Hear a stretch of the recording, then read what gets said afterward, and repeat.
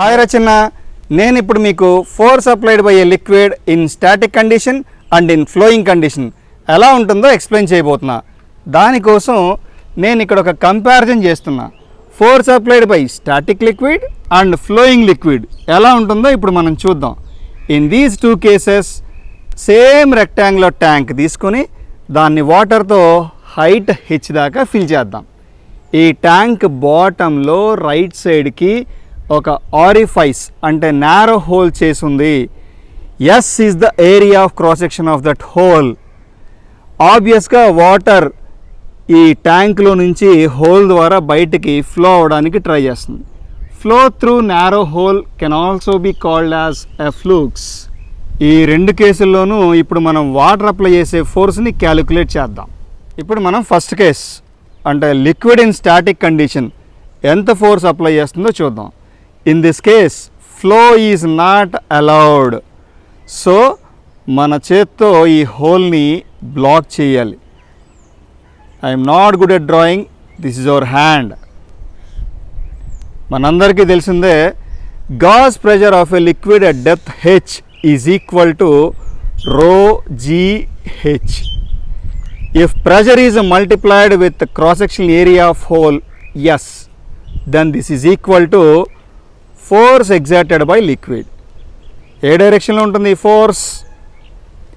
Pressure force of A liquid is always perpendicular to contact area. So మన అరచేతికి పర్పెండిక్యులర్గా అంటే హారిజాంటల్గా towards right side ఉంటుంది ఈ force. So magnitude is taken as F1. So therefore force exerted by this water in static condition F1 is equal to ρgh into S. ఇప్పుడు మనం second case అంటే liquid in flowing condition ఎంత force apply చేస్తుందో చూద్దాం. In this case flow is allowed. ఫ్లోకి అడ్డంగా మన hand ఉంచాలి. This is again our hand. Now water stream applies a force F2 on our hand. According to Newton's third law, hand will also apply same magnitude of force F2 but in opposite direction. ఈ flow స్పీడ్ని V అని assume చేసుకుందాం. Then what is the expression for V? అది మనకి ముందే తెలిసి ఉండాలి. From the applications of Bernoulli's principle we know that speed of a flux V is equal to square root of 2gh, where h is depth of hole. ఇక్కడ the stream is a differential element and therefore its volume is denoted by dv. V is capital is equal to. How to calculate this volume dv? Suppose నేను ఇక్కడ ఒక small interval of time dt అని తీసుకుంటే, what is the distance traveled by this stream in time interval dt? Flow speed V, V into dt. So length of stream is V into dt. Area of cross section is S. So if I multiply area of cross section with this length V dt, then that will be equal to volume of this element, that is dV. Then what is volume flow rate? Volume flow rate is volume of water coming out from this tank per unit time. Per unit time. Therefore dv ని dt తో divide చేయండి. ఇక్కడ కూడా dt తో divide చేసేయండి. Numerator denominator same dtయే కదా, cancel అయిపోయిన తర్వాత s into v. So finally volume flow rate is equal to cross sectional area into flow speed v. The mass of the stream element is taken as dm. Then what is its momentum? Mass into velocity, that is dm into flow speed is v. So momentum of the stream before striking our hand is dm into v.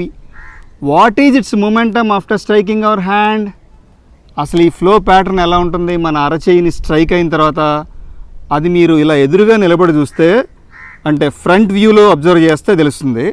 A liquid is generally spread on contact surface radially in all possible directions like this.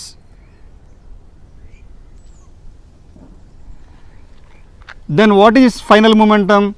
కొంచెం momentum ఈ డైరెక్షన్లో spread అయితే దానికి opposite డైరెక్షన్లో కొంచెం momentum, ఈ రెండు cancel అయిపోతాయి కదా. అలా ప్రతి ఎలిమెంట్కి ఎలిమెంటల్ మొమెంటమ్కి కౌంటర్ ఎలిమెంటల్ మొమెంటమ్ కూడా ఉంది. So vector summation of all these elemental momenta is 0. That is final momentum. Momentum of the stream after striking our hand is 0. Final momentum minus initial momentum is change in momentum. So దీన్ని మనం డీటీతో, time interval డీటీతో divide చేస్తే this is change in momentum of stream per unit time. అంటే ఇది force exerted on the stream అవుద్ది. So ఎవరు exert చేశారు force? By hand. Then how to define force exerted by water stream? So Newton's third లాని బట్టి దీనికి ఆపోజిటే కదా ఎగ్జాక్ట్గా. సో ఇదేమో ఎక్స్ప్రెషన్ ఫర్ హ్యాండ్ ఫోర్స్, దీన్ని నెగిటివ్ సైన్తో మల్టిప్లై చేస్తే that will be the expression for stream force F2. So this is equal to minus into minus plus dm/dt into V. Then what is dm/dt? So dm/dt is mass flow rate. Mass flow rate అంటే mass of water stream coming out from this tank per unit time. మరి దీన్ని ఎలా define చేయాలి mass flow రేట్ని? మనకు తెలుసు కదా mass is equal to density into volume అని. Therefore this is equal to density into volume flow rate dv/dt into velocity. మరి volume flow రేట్కి ఎక్స్ప్రెషన్ ఉంది కదా S ఇంటూ V, దాన్ని సబ్స్టిట్యూట్ చేసేద్దాం. So this is equal to rho into SV into V again. So that is equal to rho SV square. ఇప్పుడు Vకి expression √2gh substitute చేస్తే రో S2gh. ఓకే, ఇందులో నంబర్ 2 పక్కన పెడితే రో GH ఇంటూ ఎస్, దాన్ని దీంతో కంపేర్ చేస్తే ఎగ్జాక్ట్గా F1 అది. So this is equal to 2F1. So F2 is equal to 2F1.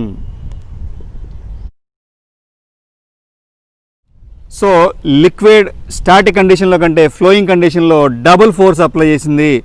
ఇదే కాన్సెప్ట్ని ప్రాక్టికల్గా కూడా మీరు టెస్ట్ చేయొచ్చు. సపోజ్ మీ ఇంట్లో ఒక వాటర్ క్యాన్ ఉంటే దాన్ని 1 మీటర్ హైట్ దాకా వాటర్తో ఫిల్ చేయండి. దాని బాటంలో ఒక చిన్న hole, cross sectional area 1 square centimetre తీసుకొని వేయండి.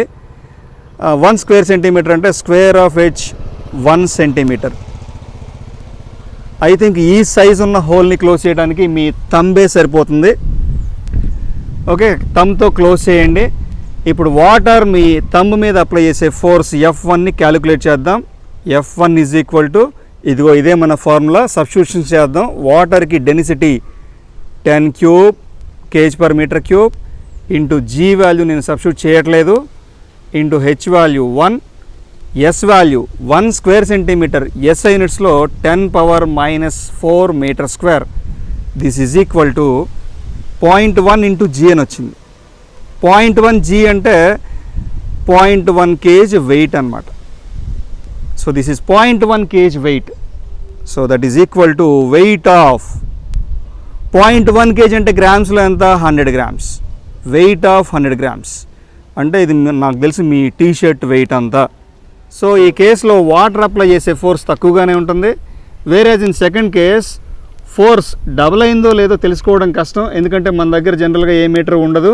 కానీ ఖచ్చితంగా ఫోర్స్ ఇంక్రీజ్ అయినట్టుగా ఎక్స్పీరియన్స్ అవుతారు. చాలాసార్లు మనం కాన్సెప్ట్స్తో డీల్ చేసేటప్పుడు కొన్ని అజంప్షన్స్ ఫాలో అవ్వాల్సి ఉంటుంది టు ఐడియలైజ్ దెమ్. సపోజ్ ఇక్కడ ఈ ఫ్లోయింగ్ లిక్విడ్ కేసులో hole cross sectional area S is assumed to be much less than tank cross sectional area. లేదంటే బెర్నౌల్లీస్ ప్రిన్సిపల్ అప్లికేషన్లో V is equal to √2gh as it ఈజ్గా ఈ expression రాదు. అలానే one more assumption ఏంటంటే ఈ stream ఇలా స్ట్రైట్గా ఉండదు. So this follows a parabolic path like a horizontal projectile. Suppose మనం లాంగ్ రేంజ్ డిస్టెన్స్ కన్సిడర్ చేస్తే the stream will be deflected downward due to gravity. అదే in front of hole short range distance consider చేస్తే we can neglect downward deflection and the stream is assumed to be almost horizontal and straight. అప్పుడే మనకి ఇక్కడ ఉన్న analysis అంతా ఈజీగా చేయొచ్చు. అలానే స్టాటిక్ లిక్విడ్ కేసులో కూడా ఒక అజంప్షన్ ఫాలో అవ్వాలి. అదేంటంటే linear size of hole is negligible compared to height of water column in the tank. లేదంటే top to bottom of this hole కూడా ప్రెషర్ వేరీ అవుతూ ఉంటుంది. F1ని క్యాలిక్యులేట్ చేయడం కాంప్లికేట్ అవ్వుద్ది. అదే మనం ఈ లీనియర్ సైజ్ని నెగ్లెక్ట్ చేస్తే ఎంటైర్ క్రాస్ సెక్షన్కి యూనిఫామ్ ప్రెషర్ ρgh అని తీసుకుని F1 = ρgh × S అని సింపుల్గా రాసేయచ్చు. ఇప్పుడు మీకు ఒక ఇంపార్టెంట్ అలర్ట్ ఇస్తున్నా. అదేంటంటే మనం ఫిజిక్స్ కాన్సెప్ట్స్తో డీల్ చేసేటప్పుడు మిస్కాన్సెప్షన్స్ ట్రాప్లో పడిపోయే ఛాన్స్ కూడా ఉంటుంది. ఫర్ ఎగ్జాంపుల్, ఇదే కాన్సెప్ట్ని ప్రాక్టికల్గా టెస్ట్ చేయాలనుకుంటే with these values flowing liquid కంటే స్టాటిక్ లిక్విడే ఎక్కువ ఫోర్స్ అప్లై చేసిందేమో అని మిస్అండర్స్టాండ్ చేసుకోవచ్చు. ఈ హోల్ని కంప్లీట్గా బ్లాక్ చేయడం మీరు 100 గ్రామ్ టీ షర్ట్ని క్యారీ చేసినంత ఈజీ కాదు. It is highly difficult to block this hole completely. Water leak అవ్వకుండా ఉండాలంటే మీ చెయ్యి వేసి బలంగా నొక్కాలి. మీ అరచేయి మీద ర్యాష్ కూడా ఫామ్ అవ్వచ్చు. అంత బాగా ప్రెస్ చేయాల్సి వస్తుంది. దాని అర్థం వాటర్ కూడా మీ అరచేయి మీద న్యూటన్స్ థర్డ్లో చెప్పినట్టు రియాక్షన్ ఫోర్స్ అంతే ఎక్కువ ఇచ్చినట్టు కాదు. More than 90% of hand force ఈ హోల్ బౌండరీ మీదే పడుతుంది. చాలా తక్కువే వాటర్ మీద ఎగ్జర్ట్ అవుతుంది. న్యూటన్స్ థర్డ్ లా ప్రకారం వాటర్ కూడా మన హ్యాండ్ మీద అప్లై చేసే ఫోర్స్ తక్కువే ఉంటుంది. అదే ఫ్లోయింగ్ లిక్విడ్ కేసులో అయితే మన అరచేయి మీద ర్యాష్ ఫామ్ అవ్వదు. కానీ ఫోర్స్ అప్లైడ్ బై వాటర్ ఇక్కడే ఈ కేసులోనే ఎక్కువ, ఇక్కడ తక్కువ. Then a question obviously arises. Why do we need a great amount of force to block this hole completely? The reason is very simple. Let me explain about that. Suppose మీరు వర్షంలో నిలబడి మీ 2 చేతులతో నమస్తే సింబల్ పెట్టి మీ 2 అరచేతుల్ని గట్టిగా press చేసి ఉంచండి. Within a few seconds మీ అరచేతులను అబ్జర్వ్ చేస్తే తడిచిపోయి ఉంటాయి. అలానే మీ ఇంట్లో ఫ్లోర్ మీద నిలబడి మీ ఫ్రెండ్నో బ్రదర్నో మీ కాళ్ళ చుట్టూ వాటర్ పోయమనండి. Within a few seconds మీ పాదాలు అడుగున పూర్తిగా తడిచిపోయినట్టు మీరు ఈజీగా సెన్స్ చేయొచ్చు. ఎందుకంటే 2 సాలిడ్ సర్ఫేసెస్ కాంటాక్ట్లో ఉన్నప్పుడు మైక్రో లెవెల్లో అబ్జర్వ్ చేస్తే most of the contact area is filled with air gaps and liquid can easily flow through air gaps. అందుకనే మీ 2 అరచేతులు తడిచిపోతాయి. పైకి కనిపించే ఏరియా అంతా కాంటాక్ట్లో ఉందనుకుంటే పొరపాటే. 2 సాలిడ్ సర్ఫేసెస్ కాంటాక్ట్లో ఉన్నప్పుడు పైకి కనిపించే అపరెంట్ కాంటాక్ట్ ఏరియాతో కంపేర్ చేస్తే రియల్గా ఉన్న కాంటాక్ట్ ఏరియా చాలా చాలా తక్కువ. So it is highly difficult to get perfect contact between 2 solid surfaces. అందుకనే మీకు ఇక్కడ ఈ హోల్ని బ్లాక్ చేయడం చాలా కష్టంగా అనిపిస్తుంది. చాలా బలంగా నొక్కితే కానీ ఈ వాటర్ లీకేజ్ని మీరు ఆపలేరు. ఆ రకంగా ఫ్లోయింగ్ లిక్విడ్ కేసులో కంటే స్టాటిక్ లిక్విడ్ కేసులోనే మనం ఎక్కువ ఎఫర్ట్ పెట్టాలి. Because it is very difficult to prevent water leakage completely. అంతేగాని వాటర్ మన మీద ఎక్కువ ఫోర్స్ అప్లై చేసింది మాత్రం ఫ్లోయింగ్ లిక్విడ్ కేసులోనే, ఇక్కడ కాదు. ఓకే, సో నేను మీకు ఇచ్చే సిన్సియర్ అడ్వైస్ ఏంటంటే మీరెప్పుడు మిస్కాన్సెప్షన్స్ ట్రాప్లో పడకూడదు. ఇప్పుడు ఈ వీడియో చూద్దాం. చెరువుకి సన్నగా ఉన్న కెనాల్కి మధ్యలో ఉన్న అడ్డుకట్ట చాలా నీటిని బ్లాక్ చేసింది. ఈ కెనాల్ ఒక రైతు పంట పొలానికి కనెక్ట్ అయ్యింది. ఎక్కువ నీటి సరఫరా కోసం ఇతను అడ్డుకట్టలో కొంత భాగాన్ని తొలగించాడు. ఎప్పటి నుంచో అక్కడ బందీగా ఉన్న ఈ నీరు ఉరకలేసుకుంటూ బయటకు ప్రవహిస్తుంది. ఈ ఫ్లో స్పీడ్ని తట్టుకోవటం ఈ అడ్డుకట్టకి కష్టమే. ఎందుకంటే ఈ ప్రవాహం దాని అంచులను కోసేస్తుంది.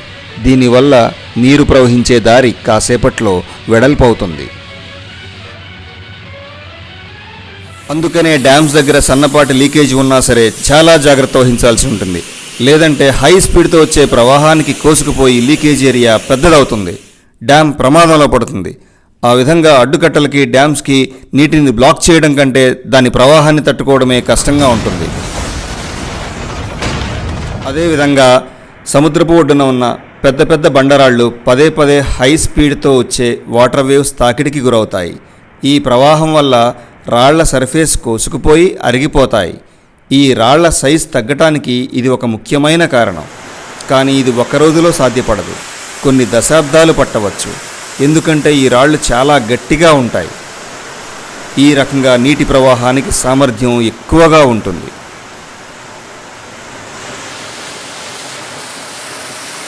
నేను లెక్చర్లో చెప్పిన కాన్సెప్ట్ని ప్రాక్టికల్గా ఎక్స్పీరియన్స్ చేయడానికి లీకేజ్ ఉన్న డ్యామ్కి ఎదురుగానో సముద్రపు ఒడ్డున వచ్చే అల్లకి ఎదురుగానో నిలబడితే నేనే మిగిలిన కదా. అందుకే ఈ వాటర్ ట్యాప్తో టెస్ట్ చేస్తాను. ఈ వాటర్ ట్యాప్ చూడండి, హెడ్ ఆన్ చేస్తే వాటర్ స్ట్రీమ్ బయటకు వచ్చేస్తుంది. ఒకసారి దీన్ని ఆఫ్ చేసి నా అరచేత్తో ట్యాప్ని మూసేస్తున్నా. ఇప్పుడు నెమ్మదిగా హెడ్ని టర్న్ చేస్తుంటే వాటర్ స్ట్రీమ్ బయటికి రావడానికి ప్రయత్నిస్తుంది. కానీ నా అరచేయి దాన్ని బయటికి రాకుండా బ్లాక్ చేసింది. అయినా పూర్తిగా బ్లాక్ చేయటం చాలా కష్టంగా ఉంది. రీజన్ ఏంటో లెక్చర్లో చెప్పాను. సో చాలా బలం పెట్టి నొక్కుతున్నానని న్యూటన్స్ థర్డ్ లా చెప్పినట్టు వాటర్ కూడా నా అరచెయ్యిని ఎక్కువ ఫోర్స్తో నొక్కుతుందని కాదు. 90% పైగా నా ఫోర్స్ ఈ ట్యాప్కున్న సట్లర్ ఎడ్జ్ మీదే పడుతుంది, కొంచెం మాత్రమే వాటర్ మీద. అలాగే వాటర్ కూడా కొంచెం ఫోర్స్ మాత్రమే నా మీద అప్లై చేస్తుంది. ఇప్పటిదాకా బ్లాక్ చేసి ఉంచిన స్ట్రీమ్ని వదిలేస్తున్నాను. ఇది ఎంత హై స్పీడ్తో ఫ్లో అవుతుందో మీరు గమనించవచ్చు. ఇప్పుడు ఫ్లోయింగ్ వాటర్ నా చేయిని ఎంత బలంగా నొక్కుతుందో చూద్దాం. నా అరచేతిని ఈ ఫ్లోకి ఎదురుగా అడ్డంగా పెడుతున్నాను. నేను దీన్ని బ్లాక్ చేసినప్పుడు కంటే నిజంగా ఇప్పుడు ఇది నా అరచేతిని గట్టిగా గుచ్చుతుంది. కానీ ఎగ్జాక్ట్గా ఫోర్స్ డబల్ అయిందో లేదో నాకు తెలియదు, ఎందుకంటే నా దగ్గర మెజరింగ్ డివైస్ ఏదీ లేదు. ఈ స్ట్రీమ్ షేప్ని గమనిస్తే ఇది ఒక పెరాబోలా, ఎందుకంటే ఇది హారిజంటల్ ప్రొజెక్టైల్. గ్రావిటీ వల్ల లాంగ్ రేంజ్లో ఇది కిందకి దిగుతుంది. బట్ నేను లెక్చర్లో ఒక అజంప్షన్ చెప్పాను. జస్ట్ ఈ ట్యాప్ ముందు షార్ట్ రేంజ్ని తీసుకుంటే డౌన్వర్డ్ డిఫ్లెక్షన్ని నెగ్లెక్ట్ చేయొచ్చు. అప్పుడు స్ట్రీమ్ ఆల్మోస్ట్ స్ట్రైట్గా హారిజంటల్గా కనిపిస్తుంది. ఇదే పని మీరు చేసినట్లయితే మీకు ఖచ్చితంగా అర్థమవుతుంది లిక్విడ్ బ్లాక్ చేసినప్పుడు కంటే ఫ్లో అవుతున్నప్పుడు ఎక్కువ ఫోర్స్ అప్లై చేస్తుందని. ఇంకో సంగతి ఏంటంటే ఈ కాన్సెప్ట్కి మన జీవితాల్లో ఎన్నో సందర్భాలకి పరస్పర సంబంధం ఉన్నట్టుగా నాకు అనిపిస్తుంది. మనం తరచుగా అంటుంటాం, మంచివాడి సహనాన్ని పరీక్షించద్దు, సహనం కోల్పోతే కట్టలు తెంచుకొచ్చే అతడి ఆవేశాన్ని తట్టుకోవడం చాలా కష్టం అని చెప్పి. అదేవిధంగా కొన్ని సందర్భాల్లో మనకు లేదా మన ఆప్తులకు నష్టం కలిగించే నిజాన్ని దాయడమే మంచిది. అది అంత పెద్ద కష్టమేమీ కాదు. ఒకసారి అది బయట పడిందంటే తర్వాత పర్యవసానాలను ఎదుర్కోవడం చాలా కష్టంగా మారుతుంది. ఓకే, ఈ ఫస్ట్ వీడియో లెక్చర్ని ఒక చిన్న వెల్కమ్ నోట్తో ముగించేస్తా. వెల్కమ్ టు అన్నా ఫిజిక్స్ క్లాసెస్. సిన్సియర్గా సీరియస్గా ఐఐటి జేఈకి కానీ నీట్కి కానీ ప్రిపేర్ అయ్యే స్టూడెంట్స్ కోసమే ఈ ఛానల్. అలాగే మీలో ఎవరికైనా కార్పొరేట్ కోచింగ్ పొందే ఆర్థిక స్తోమత లేకపోతే మీకోసమే ఈ ఛానల్. నేను వాసు వెనిగళ్ళ ఐఐటి జేఈకి నీట్కి ప్రిపేర్ అయ్యే స్టూడెంట్స్కి టీచ్ చేయడంలో మంచి అనుభవం ఉంది. స్వయంగా నేనే నా అకాడమిక్ లైఫ్లో 2 సార్లు కాంపిటేటివ్ ఎగ్జామ్స్లో విజయం సాధించాను. ఫస్ట్ టైం ఎంసెట్ 97లో 552nd ర్యాంక్ వచ్చింది. దాంతో ఆంధ్ర యూనివర్సిటీ విశాఖపట్నంలో బీఈ జాయిన్ అయ్యాను. సెకండ్ టైం గేట్ 2003లో 1030th ర్యాంక్ వచ్చింది. దాంతో ఐఐటి రూర్కీలో ఎంటెక్ జాయిన్ అయ్యాను. ఈ లెక్చర్లో నేను ప్రాక్టికల్ ఎగ్జాంపుల్స్కి ఎక్కువ టైం తీసుకున్నా. ప్రతి లెక్చర్ ఇలా చేయడం కుదరదు, కానీ నా ప్రతి లెక్చర్ని మనసు పెట్టి చేయాలన్నదే నా కోరిక. అలాగే మీరు కూడా మనసు పెట్టి నేర్చుకోవాలి. నాకు బ్రదర్స్ అండ్ సిస్టర్స్ ఎవరూ లేరు, కానీ చిన్నప్పటి నుంచి ఒక అన్న ఉంటే బాగుండేది అనిపిస్తూ ఉంటుంది. ఎందుకంటే మనం పేరెంట్స్తో షేర్ చేసుకోలేని ఎన్నో విషయాల్ని మనం మన అన్నతో షేర్ చేసుకోవచ్చు. అందుకే ఈ అన్నా ఫిజిక్స్ క్లాసెస్ ద్వారా నేను మీ అందరికీ ఓ అన్నలా సాయపడాలనుకుంటున్నాను. ఫిజిక్స్ అంటే ఎక్కువ బాధ కానీ భయం కానీ వద్దు, నేనున్నా, మీకేం కాదు. Okay, see you.